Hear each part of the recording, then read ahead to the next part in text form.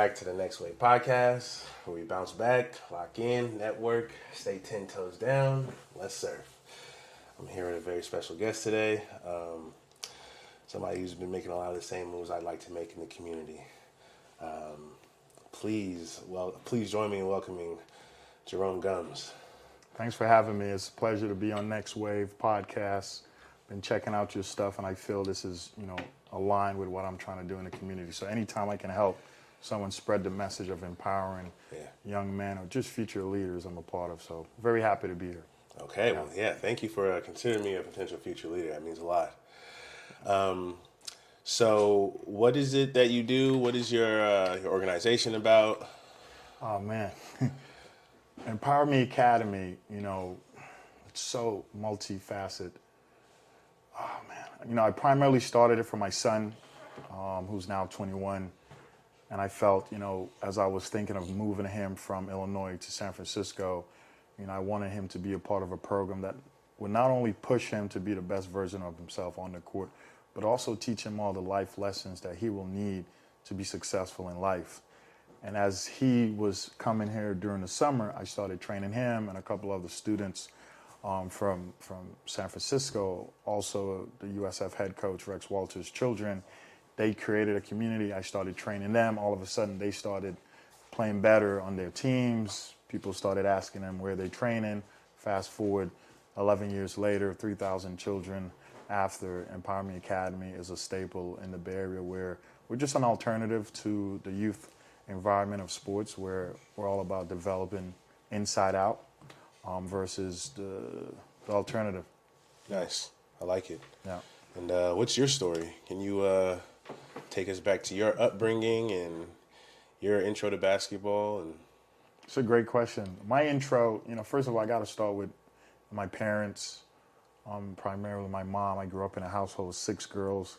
So my upbringing was a little different. I didn't have a big brother to really look after me and show me the ropes. So I trended towards the streets. And little do people know, the Virgin Islands, the U.S. Virgin Islands, is one of the most violent places in the world. In 2018, it was considered the murder capital of the Caribbean. It was top 4 in the world per capita. So even when I was young, during those times, although they weren't keeping stats, it felt like a war zone.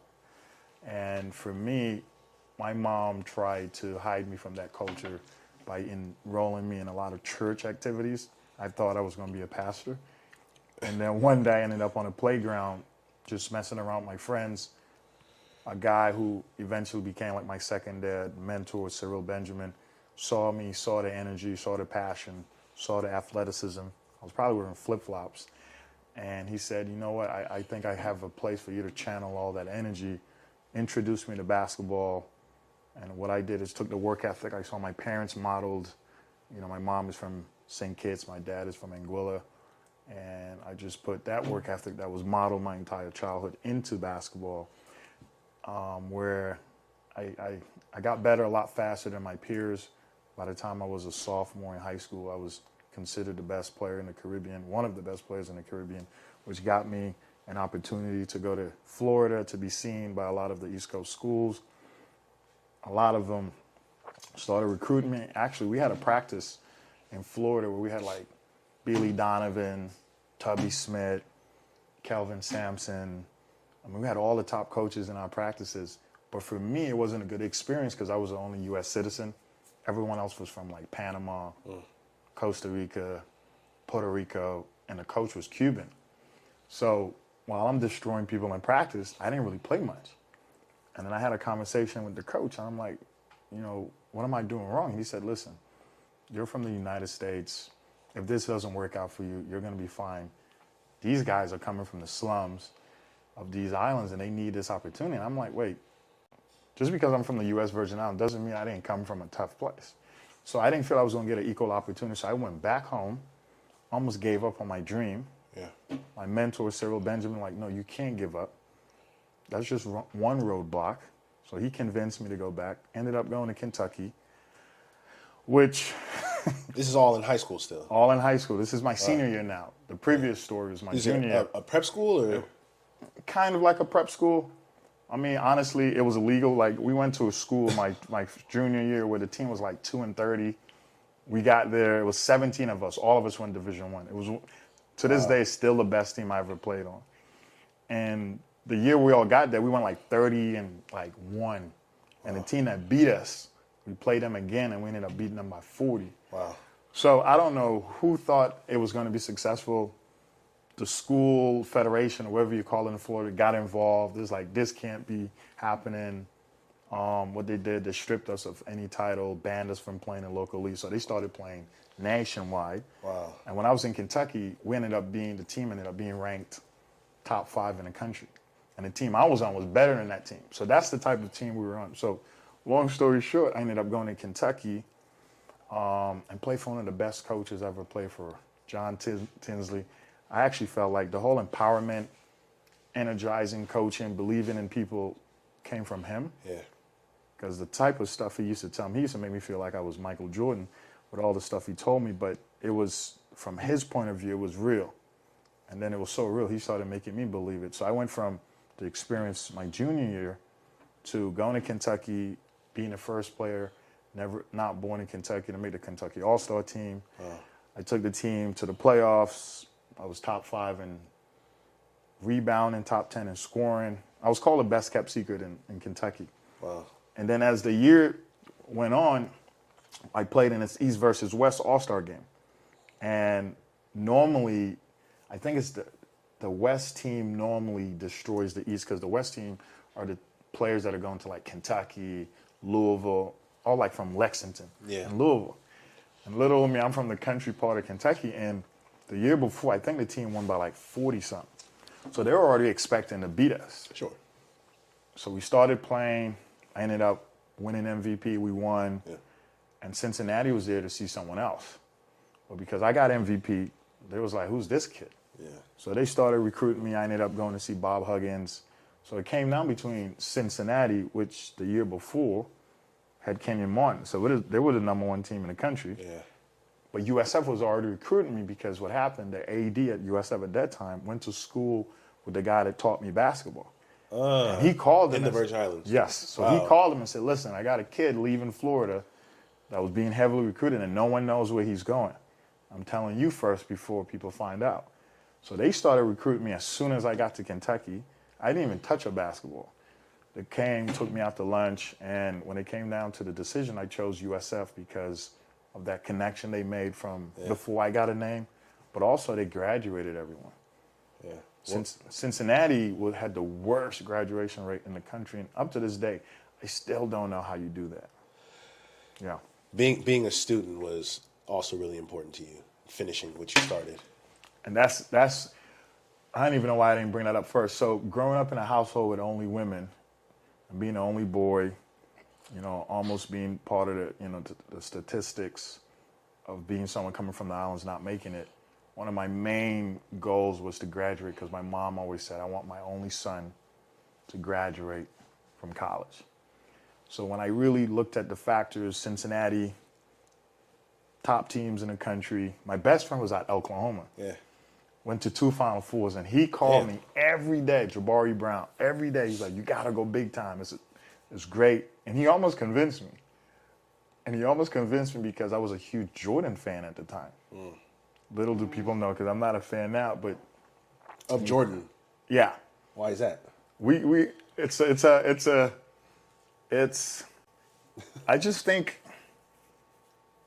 I don't want to open up a can of worms, but I think a person that idolized Jordan, and as I got older and became a dad and started studying the things that he did off the court, how dominant he was, yes, in his era, but I felt he dominated in an era when there weren't many Michael Jordans. Yeah, and now if you placed Devin Booker back then, He's doing the same. doing the same thing. He's doing the same thing. Mar DeRozan. And, Same thing. Yeah. And I felt at that time the NBA and Nike was looking for someone to galvanize, because both of them were struggling. The NBA was struggling, and Magic Johnson and Larry Bird kind of kept it afloat. And Michael came in, Air Jordan came in and just took it to another. So I get all that, but there's a lot of players in the NBA right now that would go back in those times and destroy it. But I don't want to get into that. Yeah. But so So, yeah, talking about Michael Jordan gets my juices, but I forgot where I was going. We were talking about. Oh, damn. I know I shouldn't have asked that. Yeah, that gets me fired up. People tell me I'm a LeBron Michael Jordan debater, but yeah. So I went to Kentucky, and I made the All-Star team, and then got recruited to USF. Chose USF because of the graduation rate, because my mom wanted me to graduate, and that was the ultimate reason. Yeah. Got to USF, had huge goals. I was supposed to be freshman of the year. There was this big thing. And then weeks into me being on campus, I found out I was a dad. And my whole life changed. And that's when everything became about being a good role model, being a stand-up citizen. And, you know, me and Jaden's mom didn't really see eye to eye in the beginning, so it was a lot. And I hadn't seen him. And we got into a rift where I was told I wasn't going to see him. So that played a huge toll on my turbulent freshman year. So I had all these expectations as a player, but then I had all these other expectations that no one really knew because I was a dad and no one knew. I didn't tell anyone. I think the first two people I told was Tony Russell and Ryan Russell because they were the closest people to me. But I felt bad because here I am not being able to see my son, because the mom wanted me to move back to Kentucky. And I'm like, this is years ago. As a black man, to give up a $250,000 scholarship, that's unheard of. I can't do that. If I go back to Kentucky, what am I going to do? Then I go into this vicious cycle of not being able to provide for my son, to provide for my family back home. So I made a tough decision to not go back, and that's where the rift happened. She was like, "You're not going to come back for your son." I was like, "I'm staying here so I can be able to provide for my son." Yeah. But over the years, we've become incredibly cordial. We became really good partners in raising Jaden. She did an unbelievable job when he was younger. But he got to a point where he needed to be around me, and that's when I moved him to San Francisco. You know, a lot of what your org is about is very similar to what this channel is about. And I think the word that comes to mind is mentorship. Yep. And I'm embracing the mentor, the whole mentor thing, simply because I've stumbled upon it, you know, throughout working with children and families in San Francisco. And I think it can be attributed to the relationship I have with my dad. You know, my dad had a lot of missteps as a father, but he was a damn good dad. I have a lot of good memories with my dad. That's you know awesome. what I'm saying? And I think a lot of the energy that I bring to working with young people is the same energy that my dad brought to me. Yep. And then I have a younger brother. I was 14 when he was born. He's a senior in high school now. And, you know, when I don't have any content to post, I can't think of what to say. I'll think about what message I want to convey to him. Yep. And I'll make a 20-minute video on that. Yep. Because a lot of us are living the same life. Yep. And what does it mean to you to be a mentor? Well, I want to touch on something you just said that's powerful. Usually, it's just even like coaching and teaching.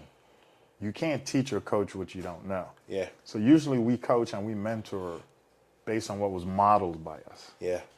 You know, so I'm not surprised that based on your relationship with your dad is why you're doing what you're doing. And this is why what we do at the academy, we're very adamant about getting to know the parents first. Yeah. Because there's no way of really empowering the youth if you don't know how the parents communicate and what values they cherish and what attributes they want their child to really inherit. So the first thing we do at the academy, and I'll get to your question, is we interview the parents. And the parents sometimes are like blown away, like, we just want our son or daughter to sign. No, this is a partnership, and we need to make sure that we're on the same page. You need to know you're signing up to invest into your child. Yeah.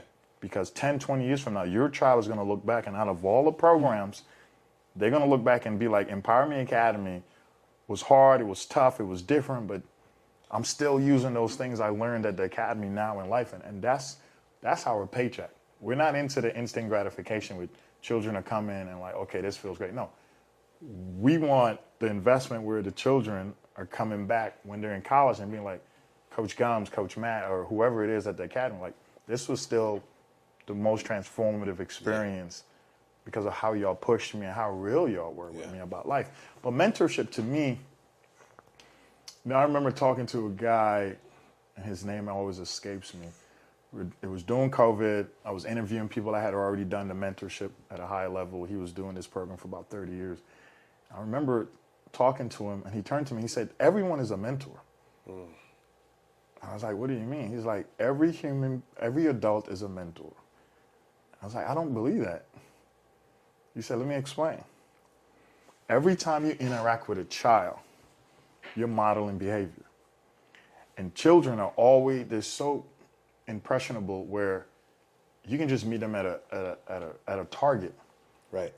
And look them in the eye and say, "Hey, it's so nice to meet you." Hey, you're modeling behavior for them, and they don't even know it until they get older and they get into a position to greet someone. And because you model it, because you embrace them, you were happy, you smiled. That's why some of the children's favorite game is what's the game where you got to Simon Says? Yeah. You understand? Because they, like, when you're a kid, from the time you were born, you're watching people do stuff and inheriting it. Like, how you think we learn how to walk? Because we watch people walking. Like, okay, I'm crawling, but they're walking. Okay, I start walking. So we're all mentors. And I think when you really think about how powerful mentorship is, everyone needs to understand that they're modeling behavior, especially around children. So it's very important. I think it's one of the most essential things in the world. Where do you think your ideas of mentorship started? Was it before? Parents. Okay. Parents, primarily my mom. My mom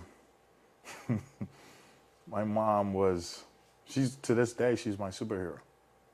To this day, the most important person. And truth be told, when I was 9, and we tell a story, on the website, the teacher went around asking everyone, "What do y'all want to be?" Everyone said the cliche stuff, doctor, lawyer, NBA player. And I said, "I want to be every person I meet, top 5 person they've ever met." And people took that for what it was, but when you really dive into the explanation, my mom, when she would walk around with me in the islands, everyone would be like, "Man, your mom is the nicest person, kindest person, the warmest person I ever met." So although that was my answer, but in all reality, I wanted to be like my mom. And so to me, my parents and my coaches, we've all had great coaches and we all had bad coaches. Yeah. After USF, like what was it like post USF and like pre-Empower Me Academy? So you and I crossed paths a few times at Urban, at Roosevelt. I know I was doing my club basketball, and you would hold these workouts.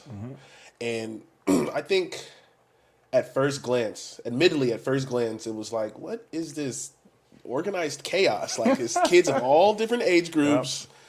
They're not a team, but they're not, you know what I'm saying? Like, it's not like, it was different. It was innovative. Yeah. And at the time, I thought I was doing something innovative. And so I had an opportunity to be a fly on the wall for a few of your clients. And after seeing a lot of them, I was like, okay, this is starting to make sense now. Yeah. I can see where he's going. So how did all that start up?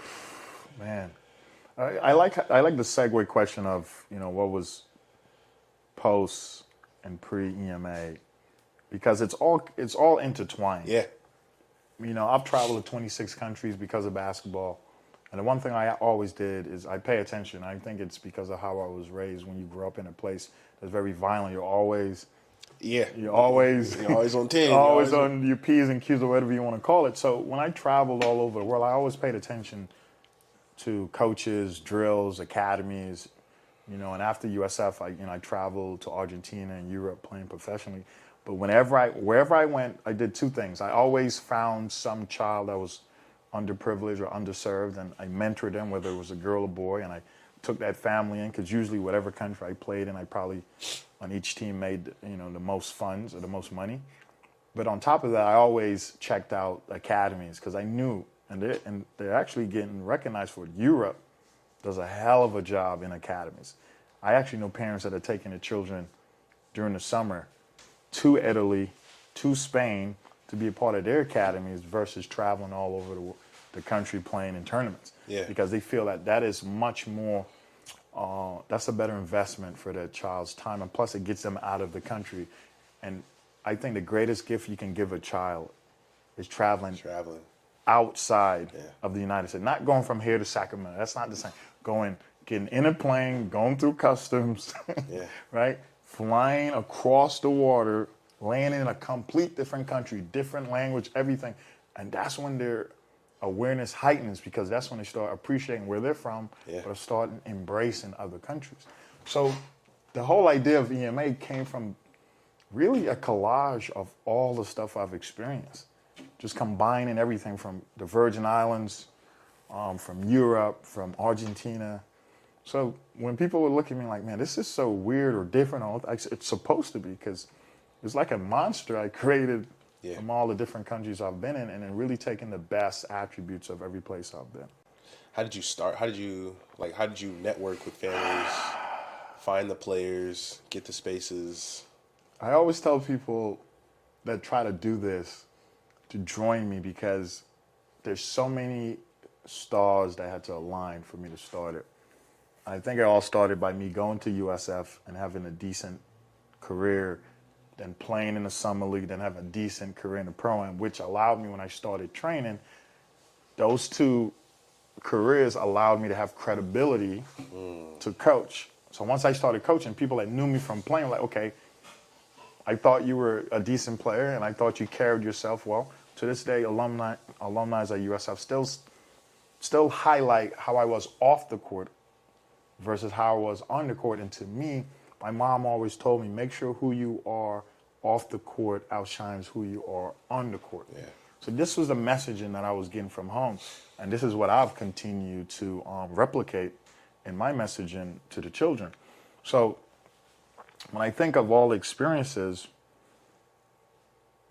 I was already thinking I was going to be a coach.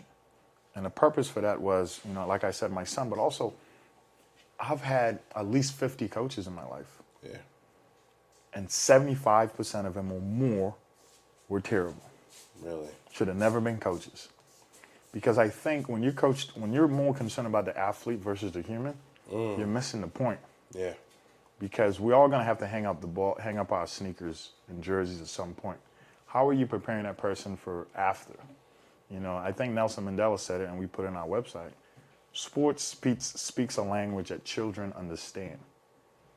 And like I told you, sports in the Caribbean was used to keep us from dying. Yeah. So when you interact with something or a platform like that, your interpretation of it is a lot different.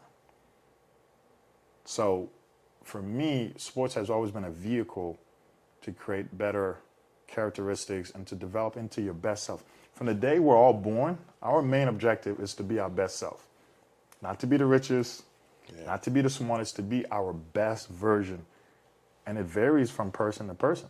But we're in such a competitive world where I'm trying to do what you're doing, but we're from complete different places, different ages. We eat different. Like, there's so many differences in us, and yet still people are steadily competing. One of the greatest accomplishments for me running a company, I've read 100 books since I started the company, because I felt, as a man of color, growing up in the islands where education wasn't like it is in San Francisco, I felt like I was robbed of just being educated. And you know the saying, if you want to hide something from a black man, you put it in a book. One of the most gut-wrenching, truthful quotes that I've ever heard, and that always hits me. So I started reading a lot of books. So one book is called Get More, The Law of Negotiation.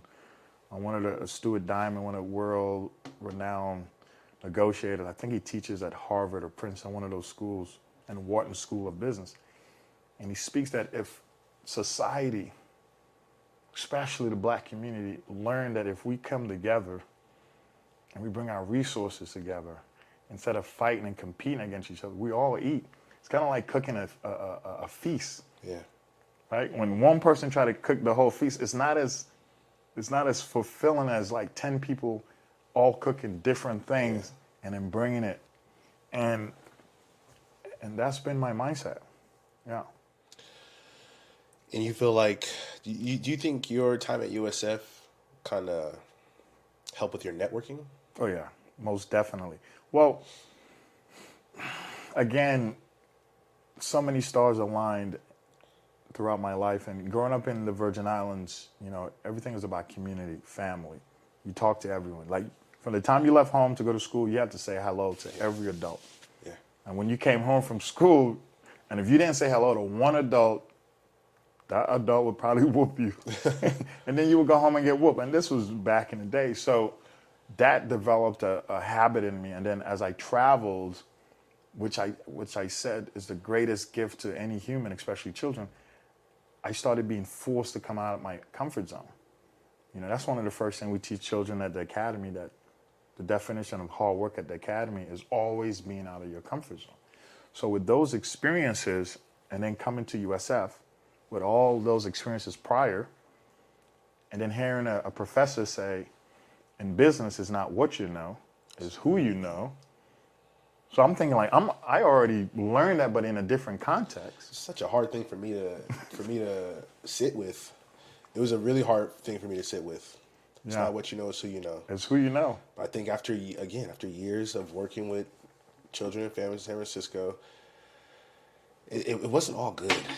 You see the ugliness of the politics in the school system, and I'm just like, oh man, that's real. And I think one of the things I want to do on this channel is not to get into the kumbayas and like, this is how things should be. As I tell kids, young men all the time, people are going to judge you. People judge books by their covers all the time. It's inevitable. People are going to do this to you. People are going to do that to you. You're going to be in situations where this is going to happen. And so, I mean, it's definitely real hearing that. But it's great you say that, because Jaden and I, my son, we used to have this thing where we used to say we're walk-in stereotype breakers. Yeah.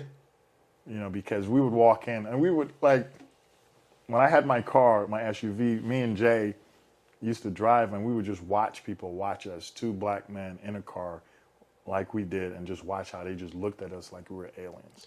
Yeah. We would walk into restaurants, and we would guess who would treat us a certain way and who wouldn't. And then our goal by the time we leave is for them to be like, man, I wasn't expecting them to be like that.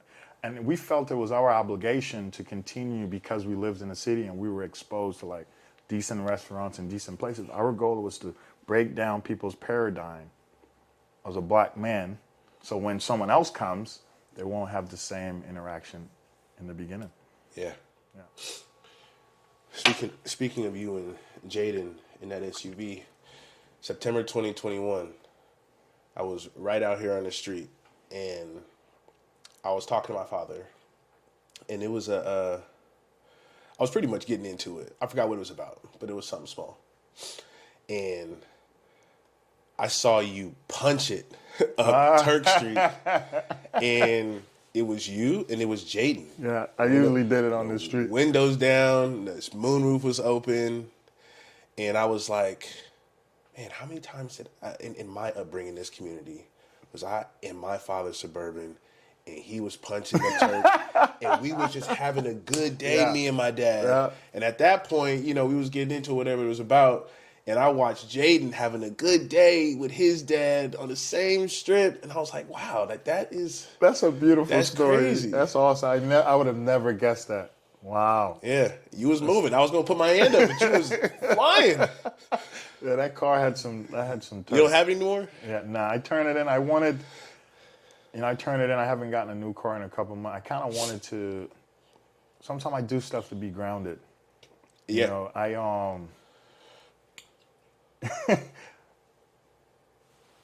I've been in relationships, and I would, take a shower without lights on. And they'd be like, what are you doing? I said, I've lived without electricity before. Yeah. So I want to be reminded sometimes, because when you live in a city like San Francisco, you're driving nice cars, you can become complacent. You can forget where you're from. So I'm always doing little things, catching a bus to remind me, like, listen, don't get too carried away. And sometimes me and Jaden used to drive through the Tenderloin. Just drive through it and be like, listen, we're just one or two decisions away from being in a place where we shouldn't be, or not being, successful. So we took making the right decisions and being good role models very seriously. Yeah, it's powerful. Yeah. Can you talk about building a nonprofit? You're a nonprofit or a non or We're not not. for? Well, we were both. Okay. So we started as a nonprofit, and because I wanted to, man, when I first started, although I started for my son, I wanted to train or mentor, I should say, people that look like me. And maybe you know this as well, but growing up, our community sometimes, not all the time, but sometimes, they're not about teaching me leadership, teaching me how to shake someone's hands, teaching me how to be a mentor, teaching me how to be a great leader. It's like, listen, teach me how to crossover, teach me how to dunk, because I'm trying to get the scholarship. Yeah. And I don't blame them, because that's a narrative that we've been spoon-fed. The only way for us to be successful is through sports, through crime. Like, that's the narrative. And for me, when I first started it, not a lot of people gravitated towards it in the beginning. So what happens, the people of the affluent community, they was like, listen, Tommy and Jill is not going to go play in the NBA. They're probably not even going to play in college. But I do want them to develop the attributes that are going to help them run my company, run my hedge fund, run my lawyer business. So they started coming. And then because of that, when it was a nonprofit, because I wanted to give it out to free, because of them started coming, it started upticking the prices. And when the prices started raising, I was like, wait, hold on. Because I was using USF, and then when I had to leave, I started renting facilities. And as you know, starting a company, these fees can be expensive. Yeah. So I started raising the prices to compete with the price fees I was paying for gym. And then what happened, when the prices started going up, me not being educated on nonprofit, I'm like, this doesn't feel like a nonprofit. So I started a for-profit, kept the nonprofit, started a for-profit, because someone who was consulting with me then, they didn't know either, and they felt the same, because they were in they were a stockbroker. Like, yeah, these prices don't seem like nonprofit. So we switched to a for-profit. We ran the academy as a for-profit about 4 or 5 years. And then we kind of plateaued, and we figured the only way we can elevate over that was to get our own facility. So we hired a nonprofit consulting firm saying, hey, you've attracted some of the most affluent families in the city. Yeah. Go back to a nonprofit, cultivate a culture of raising funds, right? Continue to, offer the quality that you're doing, but also create a culture of raising money so you can build a facility. And we started looking at a facility on the north side of San Francisco, and we're still trying to take over that facility one day. Yeah. Yeah. So you said when you started, your target was young people who look like you. Do you feel like you have those numbers? No. I think we don't have those numbers because easily, if I just did a travel team and just made it very easy and make it not about human development, it would be easy. And I choose not to do that, because all the students who are now in college, even my son, and not to say you can't become successful through that pipeline, but when they compare themselves to the people that didn't do EMA or something like it, because there are programs that have an EMA kind of ingredient infused. But I felt I took that route because I wanted to focus on human development, because when you get older, when we become professionals, that's the number one thing we look after. How do we improve ourselves? We go to, yoga retreats, we go to seminars, we do all that stuff. So EMA is almost like a youth version of that. And I felt that if I wanted to attract them the way I wanted to, I would have just made it an AAU program. And you have some hot takes around AAU. Yeah, I'm the anti-AAU guy. Why is that? Because when you look at why AAU was invented, and then you look how it's being used now, it's gone in the wrong direction. 40 million children play sports. It's a $30 billion industry. It's more money than the NFL, MLB, and NBA combined. When you look at how those sectors operate, the players are treated like what? Things. Well, things, but also they're treated well. Yeah. Now you look at an industry that has a $30 billion network, and how are the children being treated in that environment? Not as well. So that's usually how I start the conversation. And I get that there's a lot of people, going viral and going to college, but that's like 2% of the 40 million. If that. That's a good. Yeah. That's on a good day. When you think of the other 98%, 75% of them quit at age 13. There's been an uptick in injuries in youth sports, and no one talks about because the people who would give you the data are the ones making the money. Right. I remember I had knee surgery at St. Mary's there on Fulton. I was just getting my knees clean. I've been playing ball since I was 7. I was in my late 30s. I remember being in the prep room, and there was a bunch of other people in there, and the nurse comes up to me, and she's like, hey, name, date of birth, all that stuff. And she's like, jokingly, what number is this? Like, what number is what? What number is surgery? I was like, this is my first one ever. She's like, really? I was like, why? She said, well, it's just not common. Yeah. There's a girl over there, 13, getting shoulder surgery. Wow. A kid over there who's 16 getting Tommy John surgery. I was the only adult. So why I have an issue with AU? Because when you need a license to fish, you need no credentials to be in front of a child. I have a problem with that. In order to adopt a child, I found out you got to go through like 40 plus hours of interviews to adopt a child. And when you look at the influence that you have as a coach, back to your buzzword, a mentor, we got to get back to where our coaches are like the John Woodens, like what you're doing, like your dad. Like, we got to go back to where the coaches, all of them, are role models. And it's more about the development of the youth versus the money. Yeah. And no one can tell me it's not about the money, because when you have 12 players on the team and only 7 play. So, yeah, everyone in the Bay Area knows not a fan. Because I played it when it was like you had to try out, back in the day when it was like the Boston shootout. Yeah. Like AAU was built so the best players who worked would get on a team, travel so colleges could see them. But what has happened now, it's become easy because now college coaches don't have to fly as much. The budget has been cut down. Yeah. They just go to one tournament and see everyone. And so it's all about money. When you have children involved and the children are not the priority, I have a problem. Yeah. So that's my hot take on it. There's a lot of great coaches in AAU. It's not the coaches I have a problem. Well, some of them I do, but it's the culture. When you go to an AAU game, there's 5 people I say benefit from it before the children of a $30 billion industry. The refs, they get paid. The coaches, the AAU programs, the facilities, right? Because you got to pay the facilities. Yeah. And the parents.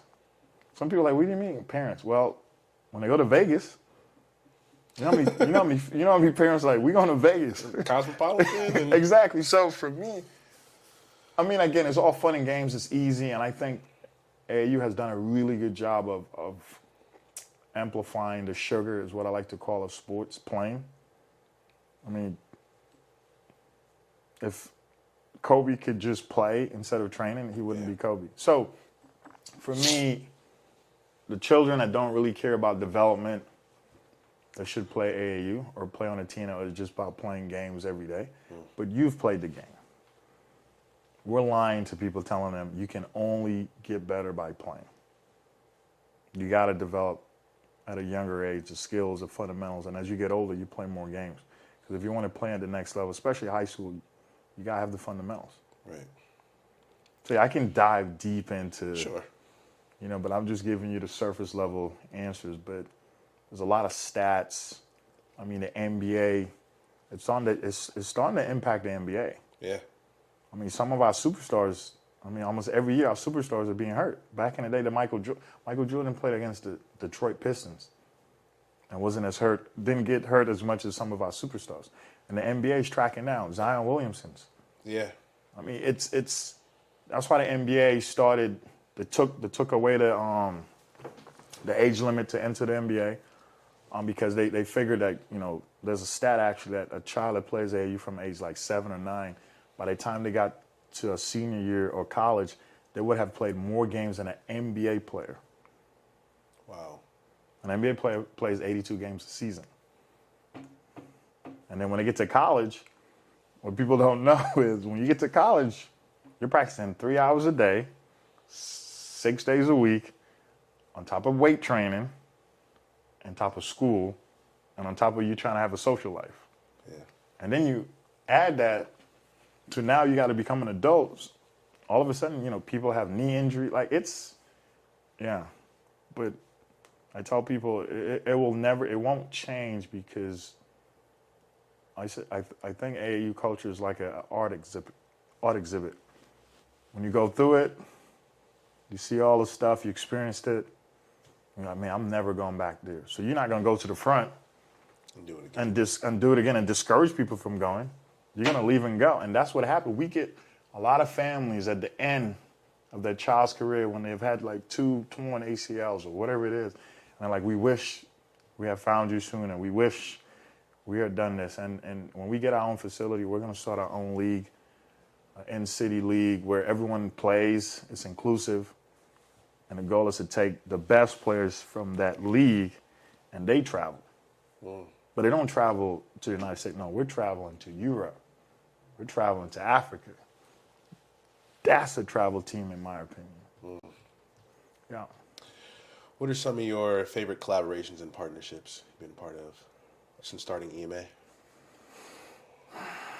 I would say it's so interesting because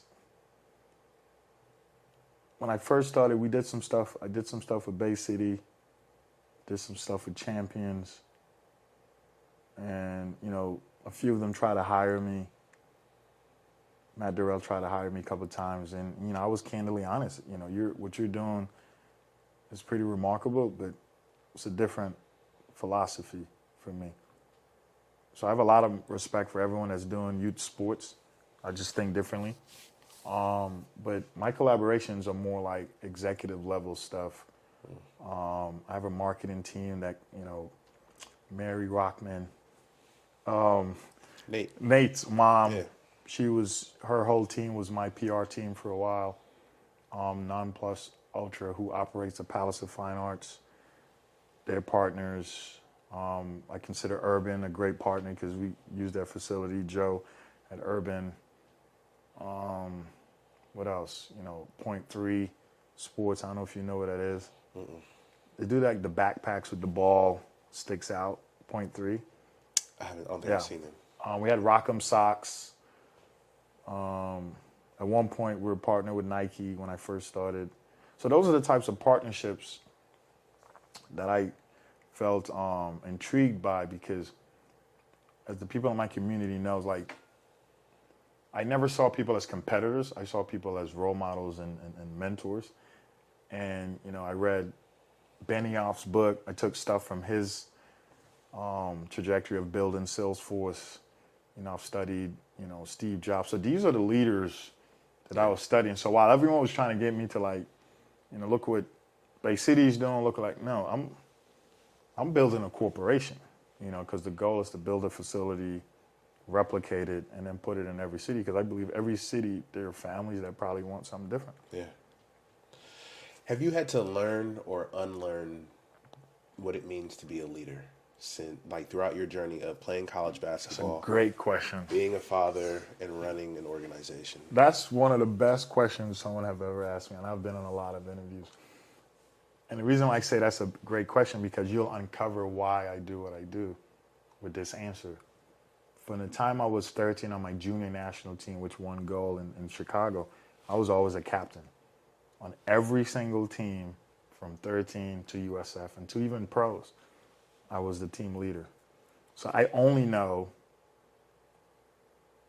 how to be in front and be a leader. That's all I've learned. So it goes back to what I told you. You can only teach what you know. A person that studies diamonds, can't talk about rubies. It's a whole different field. It's like comparing apples to oranges. So yeah, I've been in a leadership role since I was 13, my whole life. And I've been responsible for teams. I've been responsible for people's temperament, people's confidence. And I've won on every single level. So when I think of EMA, people see it as a youth leadership program. Yeah, I do see it as that. But if you come and you pay attention to how the children are interacting with each other, it's the ingredients of all the successful teams I've been on. Gold in grade school, championship in middle school, championship in high school, went to the NIT at USF, Pro-Am championship, European, so every level I've won because a lot of the winning mindset and cultures were modeled for me, and I just inherited it and infused it on every team. What are some things that you put in place to overcome adversity? I think the main thing is a growth mindset. I think your interpretation of things is what helps you get through things. And I always want to peel it back and preach to how we teach the children. The first interaction at EMA during your leadership evaluation, because after you go through that, you go on your leadership journey, we teach you that mistakes and adversities and obstacles are your friends that want to teach you something. So when you change the way you see things, you embrace it differently. If you see adversity as an ally versus something that's trying to trip you up, you interact with it differently. And I think having survived one of the most, violent places in the world, it taught me that you got to see everything from a silver lining standpoint. So how I get through adversity and how I deal with it is I see it as a learning opportunity. What's the rubber band thing? Oh yeah, we haven't done that in a while. Yeah. But it's funny you bring it up because a lot of the Stacys and the Tatianas and the Jadens, all of them have asked me to bring it back. And it was I forgot where I got it from. I got it from a book, but it was kind of like whenever they have, because we teach body language. I think one of the most crippling things you can have as a human, especially a person of color, is to have bad body language because you're already being stereotyped. And then now you're walking around with this temperament and this screw face, we call it on the islands. People, you become unapproachable. So we teach that on the court because, let's talk about Draymond Green. He has terrible body language, which has hindered his success, now impacting the team. So we don't expect anyone to be like Draymond, but I'm just trying to give you an example. And we teach children to always have a positive reaction, whether you make a shot or not. We tell them, like, if I'm looking at you shooting and I can't tell if you make it or not, I shouldn't be able to tell by your body language that you miss a shot. So just teaching it, because those things translates into life. Yeah. So those are the things that when children come to us, they're like, man, I gotta always have a positive mindset. You're trying to tell me if I miss a shot, I can't do this? No, because in the game of basketball, you got to get back. Yeah. But just like in life, you show up to work, the printer's not working. You got to go figure it out. Yeah. So, yeah, my interaction with adversity and stuff is a lot different. And we teach the children that it's a learning moment. And you can only do that if you have a growth mindset. When you don't have a growth mindset, it's really hard to see things as learning opportunities. If you could impart, I guess, just a piece of knowledge to inner city youth who, may find themselves one foot in the streets, one foot trying to be an athlete, where would you start? What would you say? So much. The first thing that comes to mind that I'm taking a page out of your book. What would I tell Jaden if it was him? If you're the smartest person in the room, you're in the wrong room. And try not to always don't be afraid to be the youngest one amongst people that are older than you, because you'll learn a lot faster with people that are older than you. And don't be afraid to be different. Don't be afraid to go against the grain. And again, all these things could sum up to being a leader, because leaders, my mom, famous saying, she always told it, don't be a follower. And when you translate that, she's saying be a leader. But that's the thing she said the most growing up. do not follow bad company. Do not follow bad company.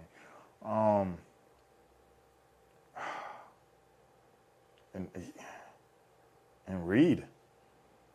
I mean, even if it's a magazine or a comic book, just read, because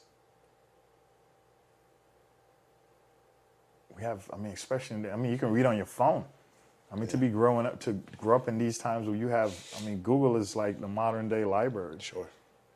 And you know, just think outside the box, surround yourself with positive people. You know, if you're around someone that's constantly talking about how bad they have their life and all that stuff, and we all have tough times, but be around positivity, think positive. Yeah.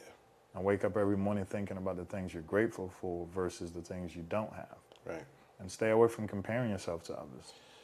Yeah. I think some very powerful advice. Yeah. Coach Gumbs, you dropped a lot of knowledge today. Appreciate the opportunity. If folks want to tap in with EMA, how can they find you? EmpowerMeAcademy.net, or they can email me personally, Coach Gumbs at emaleaders.org. Or you just go to the website, you know, check out our Instagram. You know, I have my hands. Yeah. I'm like the eye in the sky at the company. Everyone knows I'm watching because, you know, we have a saying, everything we do with excellence. Yeah. And when people know I'm looking, they do stuff with the level of excellence that I would. Yeah. Nice. All right. Well, yeah, we appreciate you. This was awesome, man. You're doing a good job. Well, I appreciate that. I've been on a few of them, and your questions are very thought provoking, and I could tell you thought about it because it was dope. Yeah. Thank you. And not to say I wasn't expecting it, but it was yeah. it exceeded my expectations. Thank you. I appreciate that. All right. We out.